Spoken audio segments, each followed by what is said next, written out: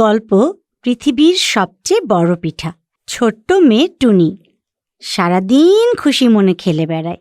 একদিন টুনি বলল, আমি পৃথিবীর সবচেয়ে বড় পিঠা বানাবো, কিন্তু একা তো এত বড় পিঠা বানাতে পারবো না।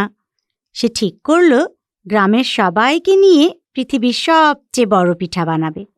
টুনি গ্রামের সবাইকে বলল, আমরা সবাই মিলে পৃথিবীর সবচেয়ে বড় পিঠা বানাবো। টুনির কথায় গ্রামের সবাই খুব খুশি হলো। এক ঠেলাগাড়ি ভর্তি 2 জন চালের গুঁড়া নিয়ে এলো। বলল, আমরা পৃথিবীর সবচেয়ে বড় পিঠা বানাবো। কয়েকজন ঝাঁকায় গুড় আনলো। বলল, আমরা পৃথিবীর সবচেয়ে বড় পিঠা বানাবো। অনেকে মিলে অনেকগুলো নারিকেল আনলো। বলল, আমরা পৃথিবীর সবচেয়ে বড় পিঠা বানাবো। একজন বিরাট এক হাঁড়িতে চালের গুঁড়া মাখালো। বলল, আমরা পৃথিবীর সবচেয়ে বড় পিঠা বানাবো। পিঠা বানানো হয়ে গেল।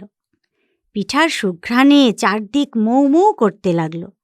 খবর পেয়ে চারপাশের গ্রাম থেকে অনেক লোক আসলো। সবাই এত বড় পিঠা দেখে খুব অবাক হলো। এত বড় পিঠা! বলল, আমরা পৃথিবীর সবচেয়ে বড় পিঠা মজা করে খাবো। তখন 2 জন বিরাট এক কড়া টানল। কেউ বলল, দারুণ। কেউ বলল, কি মজার পিঠা। কেউ বলল, মন ভরে গেল গো।